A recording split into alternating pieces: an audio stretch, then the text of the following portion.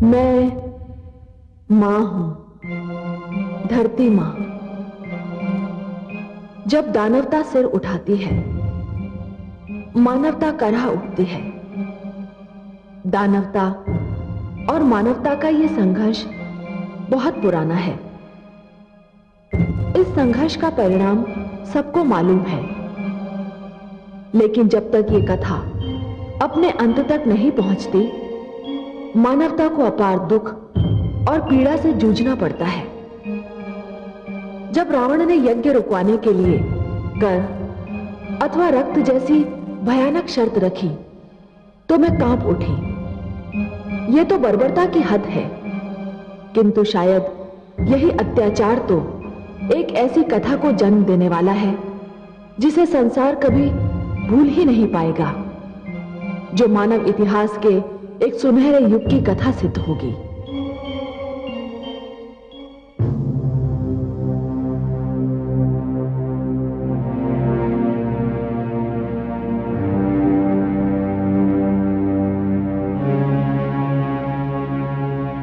प्रणाम महारानी। महारानी, हमें विश्वास है कि आप हमारे लिए कोई शुभ समाचार लाई होंगी। ये कैसे संभव है कि महाराज ने हमारी महारानी की बात को टाल दिया हो?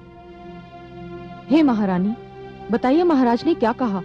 उन्हें हमारे ऊपर दया आई? बहनों, मुझे बहुत दुख है कि आपको सुनाने के लिए मेरे पास कोई भी सुखद समाचार नहीं है।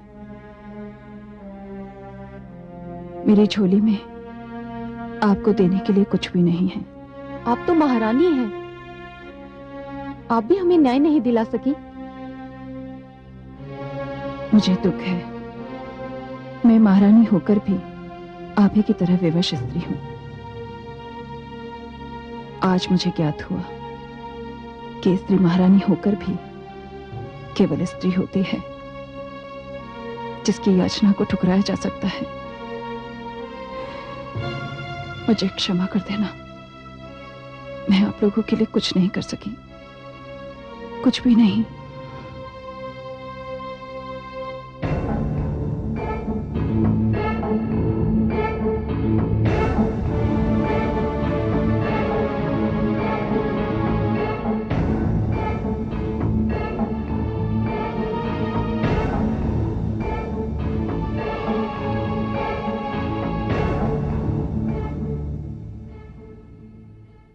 लंकापति की जय हो। ये ऋषिगण हैं। इनका अपराध यह है कि इन्होंने यज्ञ तो किया, किंतु यज्ञ का कर नहीं दिया। कर नहीं दिया? क्यों नहीं दिया? इन दुष्टों का कहना है कि ये ऋषि हैं, आचार्य हैं, विद्वान हैं, धन प्राप्ति का कोई साधन नहीं है इनके पास। क्या ये सत्य है? ये सर्वथा सत्य है लंकेश। हमारे पास स्वर्ण मुद्राएं नहीं हैं, हम कर देने के योग्य नहीं हैं। तो फिर बंद करो ये आडंबर, जिसे तुम यज्ञ कहकर पुकारते हो, बंद करो। परंतु ये तो हमारा धर्म है। मुझे तुम्हारे धर्म से नहीं, अपने कर से रुचि है। यदि तुम कर नहीं दे सकते तो तुम्हें दंड मिलेगा। आप राजा हैं, दंड देने का अधिकार है आपको। अधिक आज्ञा लंकेश।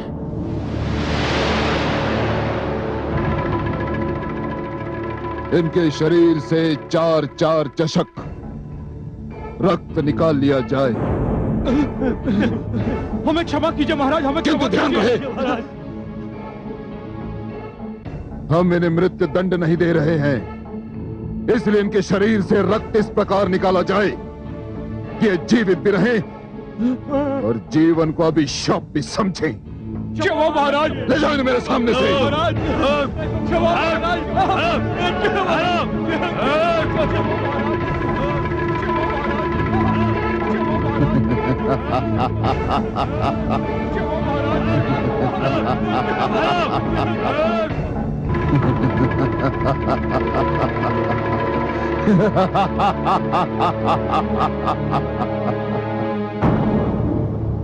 मैं इन यज्ञ करने वाले ऋषियों को एक दिन में नहीं मारूंगा, इतनी सरलता से नहीं मारूंगा।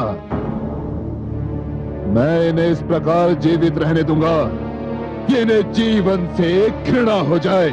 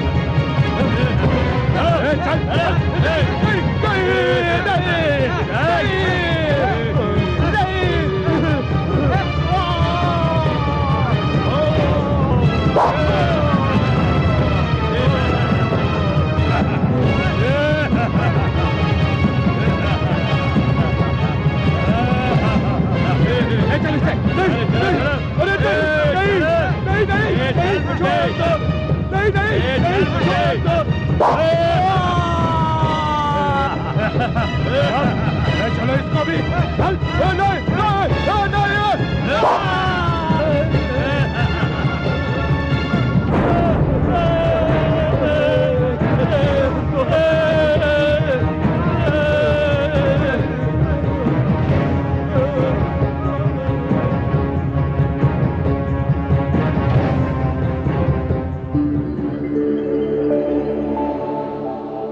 हे कमल नयन, ये तो घोर अन्याय हो रहा है।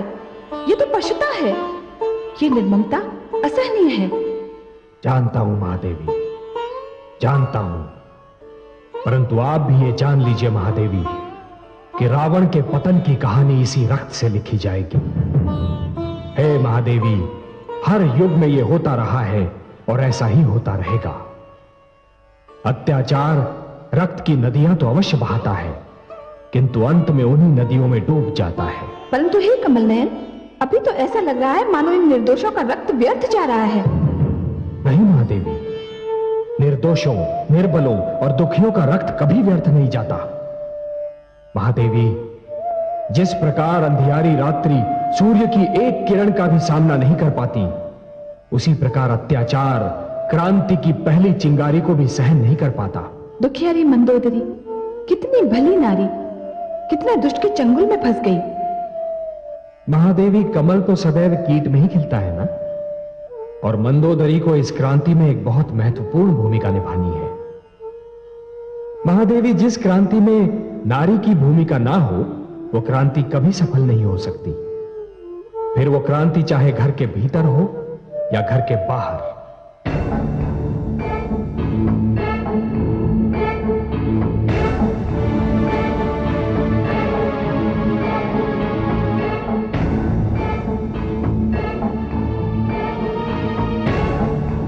लंकापति की जय हो। महाराज, मैं उपस्थित हूं। मेरे योग्य कोई आदेश? मैं ये जानना चाहता हूं कि ऋषियों पर लगाए गए यज्ञ कर से हमारे कोष में कितना धन एकत्र हुआ। आप मौन क्यों हैं महामंत्री जी? उत्तर क्यों नहीं देते? उत्तर क्यों नहीं देते आप? क्योंकि मुझे पूर्ण विश्वास है कि मेरे उत्तर से आप तनिक भी प्रसन्न नहीं होंगे। क्यों? सत्य तो यह है महाराज कि यज्ञ कर से राजकोष में एक फूटी कौड़ी भी नहीं आई है। क्या? ये कैसे संभव है? इतने कड़े दंड के भय ने भी ऋषियों को भयभीत नहीं किया? यह कैसे संभव है महामंत्री जी? भयभीत हुए हैं महाराज, हुए हैं भयभीत, किंतु निर्धन होने के कारण जिनके शरीर में शक्ति और रक्त है वे रक्त दे रहे हैं, और इस प्रक्रिया में बहुत से ऋषियों के प्राण भी जा चुके हैं। जिनके पास देने के लिए कुछ भी नहीं है वो हमारे राज्य से भागकर दूसरे क्षेत्रों में शरण ले रहे हैं महाराज। हमारे राज्य से दुष्ट ऋषियों का भागना शुभ समाचार नहीं है महामंत्री जी, किंतु ये अशुभ समाचार अवश्य है कि हमारे राजकोष में कोई वृद्धि नहीं हुई। यह अशुभ समाचार है। मैंने उनके शरीर से रक्त निकालने की योजना इसी लक्ष्य को सामने रखकर बनाई थी। या तो वे कर देंगे या फिर यज्ञ करना बंद कर देंगे। लगता है हमारे दोनों ही लक्ष्य पूरे नहीं हुए, किंतु अब उनके रक्त का हम क्या करेंगे? किस काम का उनका रक्त? लंकेश की जय हो। राजवधिक आपसे मिलना चाहता है महाराज। भेजो उसे। जो आज्ञा।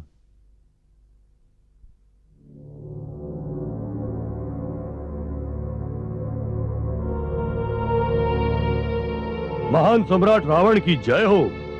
मेरे पास आने का कारण बताओ। महाराज, ऋषियों के शरीर से निकाला हुआ रक्त इतनी बड़ी मात्रा में एकत्र हो गया है कि समस्त वातावरण के दूषित हो जाने का भय है। राजवैद्य ने चेतावनी दी है कि रक्त राज्य सीमाओं से बाहर न निकाला गया तो सारे राज्य में महामारी फैल जाने का भय है महाराज।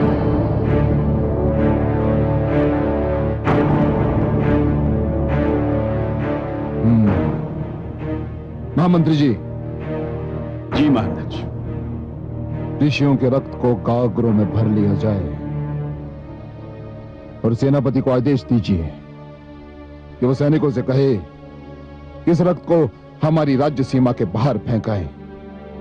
जो आज्ञा महाराज। ठहरिए, और सेनापति से यह भी कहिएगा कि सारा कार्य रात्रि के अंधेरे में होना चाहिए, क्योंकि मैं नहीं चाहता कि किसी को पता चले कि यह कार्य कब हुआ और किसने किया। सब कुछ आपके आदेशानुसार होगा महाराज।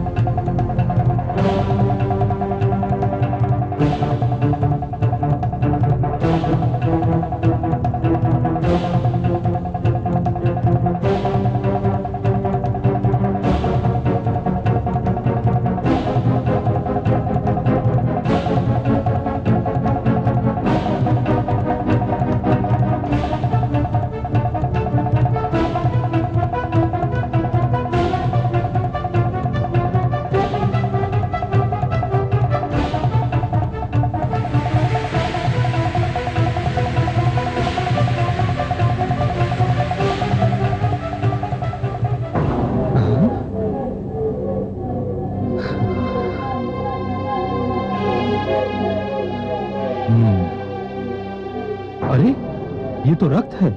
ये रक्त कहां से आया? आकाश से। आकाश से? चलिए गुरुदेव विश्वामित्र को इसकी सूचना दे। जानिए ये क्या रहस्य है। चलिए चलिए चलिए चलिए।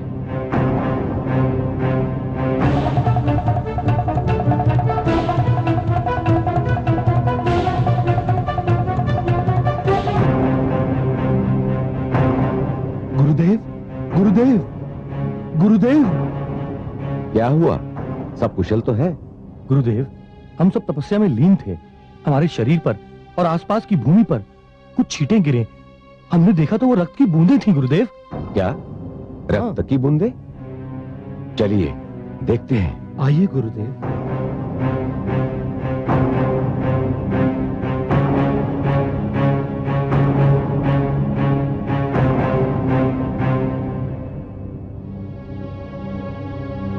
ये तो घोर आश्चर्य है। यदि आकाश से रक्त बरसेगा तो इस धरती का क्या होगा? अवश्य ही इस धरती पर कोई प्रकोप टूटने वाला है।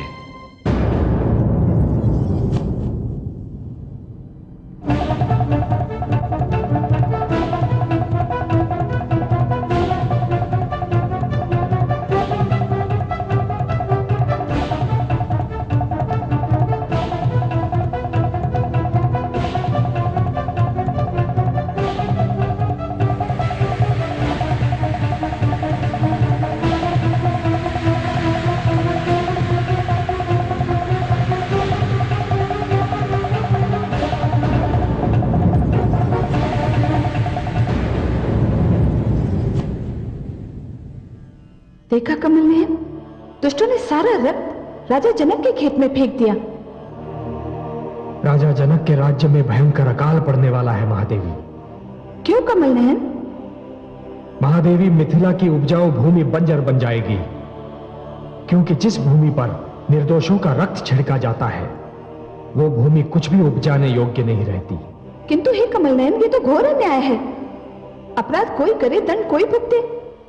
निर्दोषों का ये लहू रावण के अपराधों का फल है, और दंड भोगेंगे तो क्या रे राजा जनक और उनके किसान, जिनकी भूमि बंजर हो जाएगी?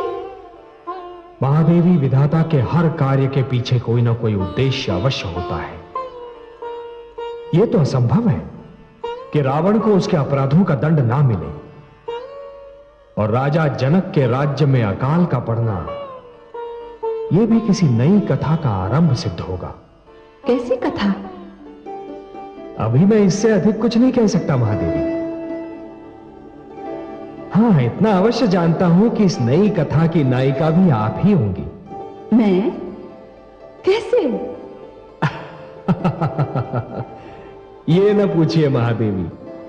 नहीं पूछूंगी। मैं जानती हूँ जिस कथा की नायिका मैं रहूंगी उसके नायक तो आप ही होंगे, और जिस कथा के नायक आप होंगे वो कथा मेरे लिए संसार की सुंदरतम कथा होगी। वास्तव में वो कथा बहुत सुंदर होगी महादेवी। उस कथा का एक छोर राजा जनक के राज्य में और दूसरा छोर राजा दशरथ के आंगन में होगा। परंतु हे कमल नयन, जिन दो राजाओं के नाम आपने लिए वो दोनों तो संतानहीन हैं। महादेवी, उन दोनों की संतानहीनता ही तो इस कथा का रहस्य होगा।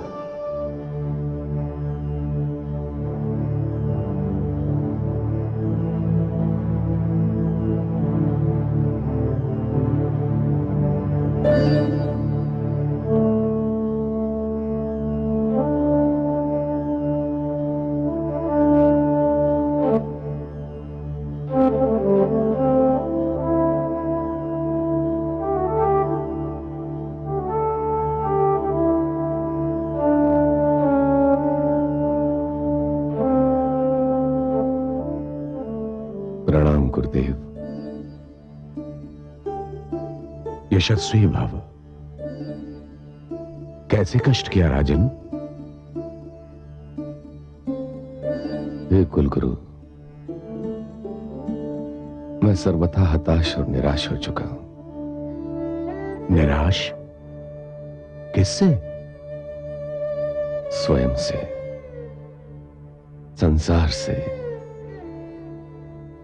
और ईश्वर से भी। हे प्रभु, हे प्रभु, ईश्वर से निराश? ये तो पाप है राजन। उसके भेद कोई नहीं जानता। कैसे निराश ना हूं गुरुदेव? पहले कौशल्या, फिर सुमित्रा और अब कैकेयी। 3 पत्नियों के होते हुए भी मेरे घर का आंगन सूना पड़ा है। राजन, संतानोत्पत्ति पत्नियों की संख्या पर निर्भर नहीं करती। इसके एक नहीं अनेक कारण होते हैं, और उनमें सबसे बड़ा कारण तो ईश्वर की इच्छा है। तो मैं ईश्वर को कैसे मनाऊं गुरुदेव? क्या प्रार्थना करूं?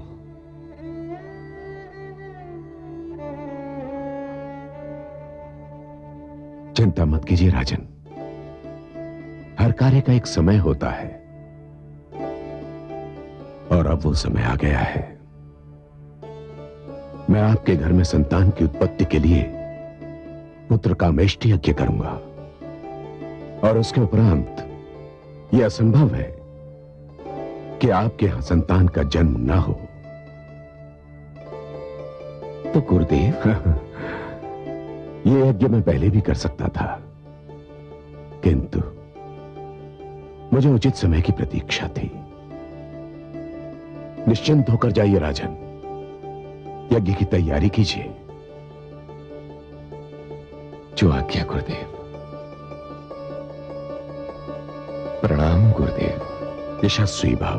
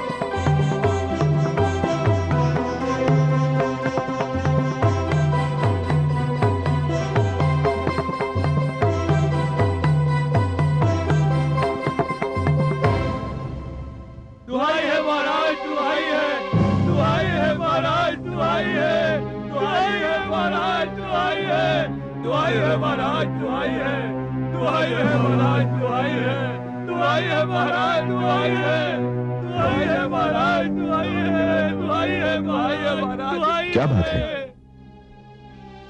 आप लोग इतने अधीर, इतने व्याकुल क्यों हैं? हे महाराज, हम लुट गए, हमारे हरे भरे खेत सूख गए हैं महाराज।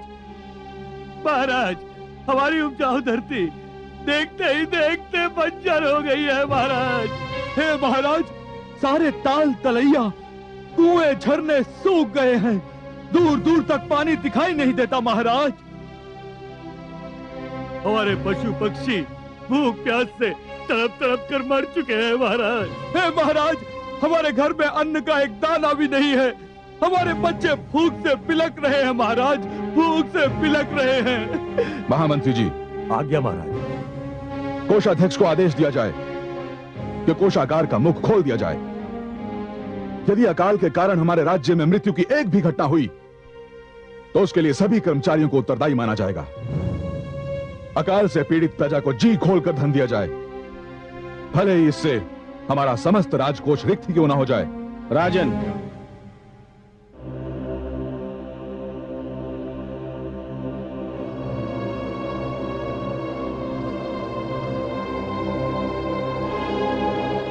प्रणाम कुलगुरु। आयुष्मान भव। राजन, आपकी उदारता और प्रजा पालन की भावना सराहनीय है, पर उससे कोई लाभ नहीं होगा। क्यों गुरुदेव? क्योंकि यह प्रकृति का प्रकोप नहीं है, इसका कारण कुछ और ही है। आपका राजकोष वास्तव में रिक्त हो जाएगा, पर धरती की कोख हरी नहीं होगी। इसके लिए तो आपको कुछ और ही करना होगा। क्या करना होगा गुरुदेव? मैं अपनी पीड़ित प्रजा को इस अकाल से बचाने के लिए कुछ भी करने के लिए तैयार हूं। कृपया मुझे शीघ्र बताएं गुरुदेव कि मैं क्या करूं। इस विपदा को टालने के लिए साधारण किसान की भांति स्वयं आपको हल जोतना होगा, धरती की जुताई, बुआई और गुड़ाई करनी होगी। मुझे स्वीकार है गुरुदेव, मेरी तो प्रजा ही किसान है, और किसानों का राजा होकर भला मुझे स्वयं हल चलाने में क्या आपत्ति हो सकती है? संभव है इस अकाल का यही कारण हो कि मैंने किसानों का राजा होना तो स्वीकार कर लिया, परंतु अपनी प्रजा की भांति उसके साथ कभी हल नहीं चलाया, कभी खेती नहीं की। गुरुदेव, मैं अपनी प्रजा के कल्याण के लिए स्वयं हल चलाऊंगा। प्रजापालक महाराज जनक की जय! प्रजापालक महाराज जनक की जय! प्रजापालक महाराज जनक की जय! हे कमल नयन, मिथिला नरेश जनक ने कितना सुंदर और कितना अनुपम निर्णय लिया है। इस संकट की घड़ी में वो अपनी किसान प्रजा की भांति खेत में हल चलाएंगे। उनका ये निर्णय सुनकर मेरा हृदय प्रसन्नता से झूम उठा है। हे महादेवी, और आपको इतना प्रसन्न देखकर मुझे जो प्रसन्नता हो रही है उसका वर्णन मैं शब्दों में नहीं कर सकता। महादेवी, राजा वही है जो स्वयं को प्रजा के सुख दुख का भागीदार समझे। वो राजा ही क्या, जो स्वयं को प्रजा से दूर रखकर अपने राजभवन के ऐश्वर्य का बंदी हो जाए, स्वयं अपने सुखी संसार में इतना मग्न हो जाए कि उसे ये पता ही न हो कि प्रजा पर क्या बीत रही है, प्रजा कैसे जी रही है। हे महादेवी, जो राजा संकट की घड़ियों में प्रजा के कंधे से कंधा मिलाकर खड़ा नहीं हो सकता, वो राजा कहलाने योग्य ही नहीं है। और मुझे इसलिए और भी प्रसन्नता हो रही है कि जनक ने किसान के महत्व को पहचाना। यदि ईश्वर जन्मदाता है तो किसान अन्नदाता है। वो धरती को अपने लहू से सींचकर मानव को जीवित रहने का साधन प्रदान करता है।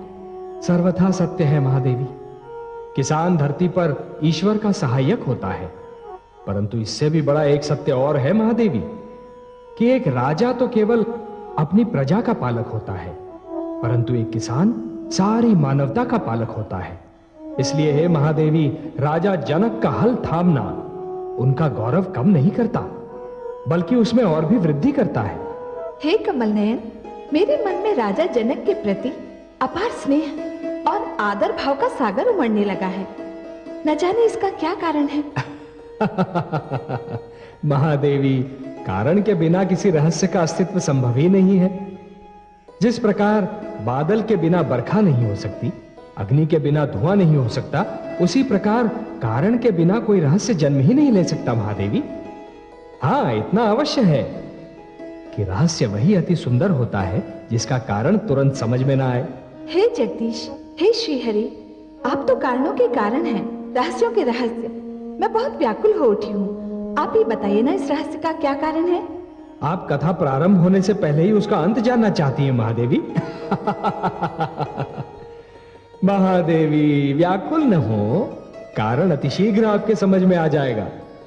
आप तो बस जनक की मिथिला नगरी पर अपनी दृष्टि जमाए रखिए और मुझे यह देखने दीजिए कि दशरथ की अयोध्या नगरी में क्या हो रहा है।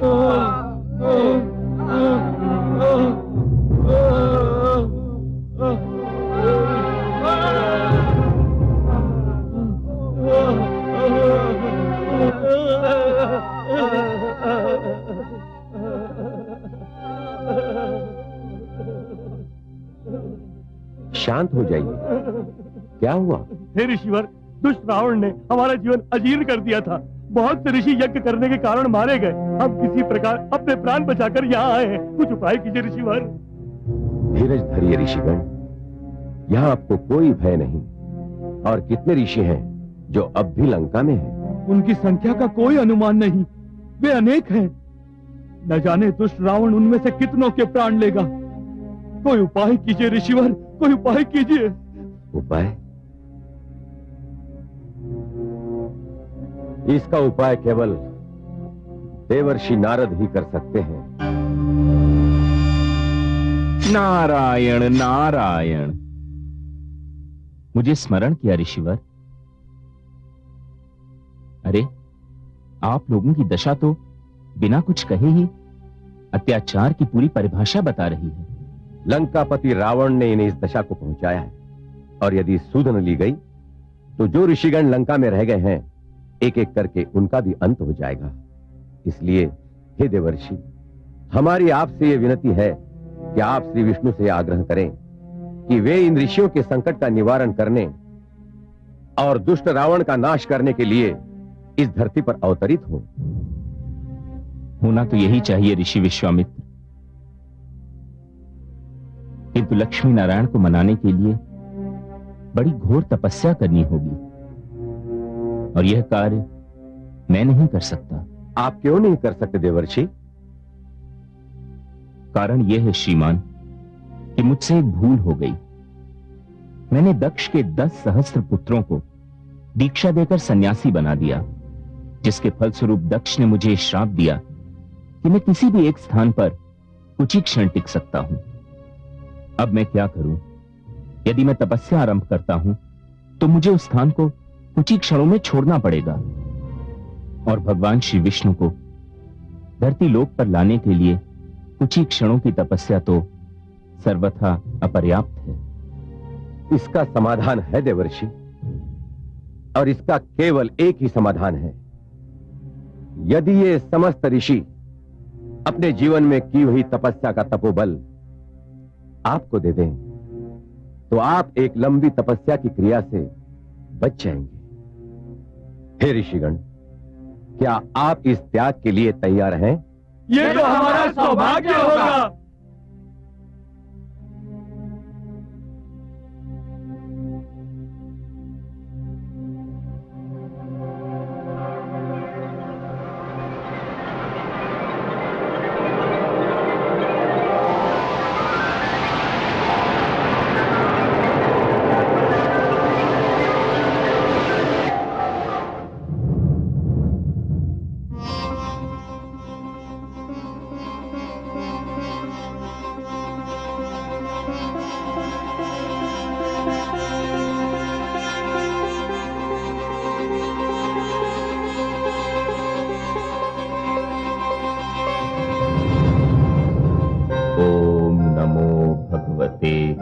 वासुदेवाय।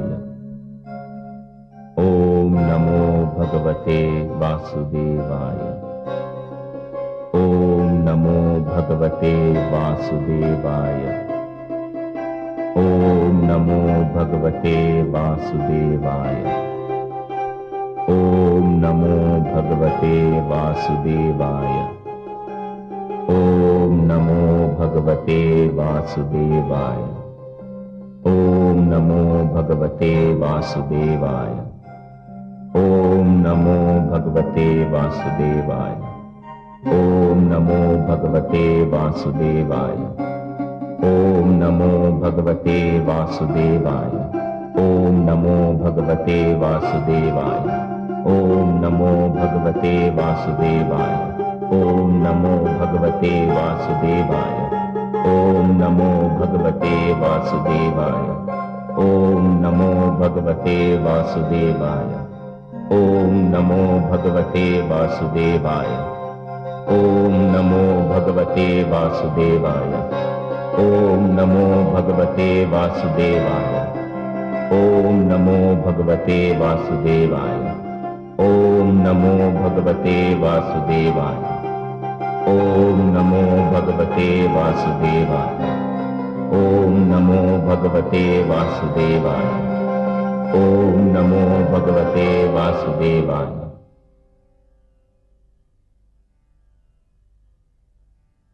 हे कमल नयन, आपके प्रिय देवर्षि बड़ी लगन से आपका तप कर रहे हैं। हाँ महादेवी, देवर्षि मुझे धरती पर बुलाना चाहते हैं। तो क्या आप नहीं जाएंगे? जाऊंगा तो अवश्य, जाना पड़ेगा महादेवी, परंतु मुझे एक चिंता हो रही है। किस बात की चिंता देवेश्वर? चिंता यह है महादेवी कि कहीं देवराज इंद्र इसका उल्टा अर्थ न निकाल लें। देवराज की आपने भली चलाई। वे तब से इतना भयभीत रहते हैं कि मानो तब का आविष्कार ही उनका विरोध करने के लिए हुआ हो। या किसी ने आसन लगाया, आंखें मूंदी, वहां उनका सिंहासन डोलने लगा। महादेवी, आपके मुख से शब्द निकलने की देर थी, वो देखिए, उनका आसन डोले ना डोले, उनका निश्चय अवश्य डोलने लगा है।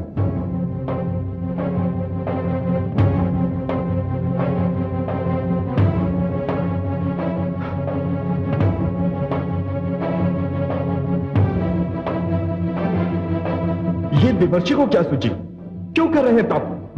उन्हें तपस्या की क्या आवश्यकता आन पड़ी? हे देवराज, यदि आप आज्ञा दें, यदि आप कहें तो हम पता लगाएं कि उनकी तपस्या के पीछे क्या रहस्य है। पता लगाने की क्या आवश्यकता है अग्निदेव? क्या आवश्यकता है? हम जानते हैं, भली भांति जानते हैं कि जो भी तपस्या करता है उसकी आंख देवेंद्र के सिंहासन पर ही होती है। कामदेव, कामदेव!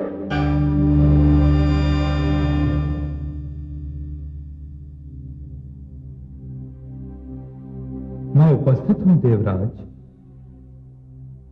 जाइए किसी भी ढंग से, स्मरण है किसी भी ढंग से, देवर्षि की तपस्या में विघ्न डाल दीजिए।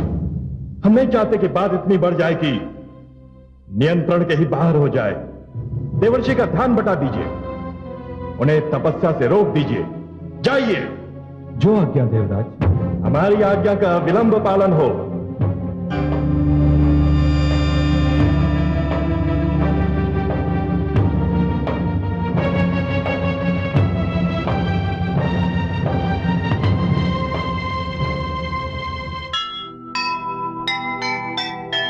सीमा से भी बढ़ गया जब रावण का पाप, धरती व्याकुल हो उठी, हुआ घोर संताप। आसन डोला इंद्र का, नारद का तप देख, देवराज को क्या पता क्या है विधि का लेख, क्या है विधि का लेख। जो सुनेगा ये पुराण पाएगा सुख और ज्ञान, पाएगा सुख और ज्ञान। कर्म को ही धर्म जान, प्रेम की तू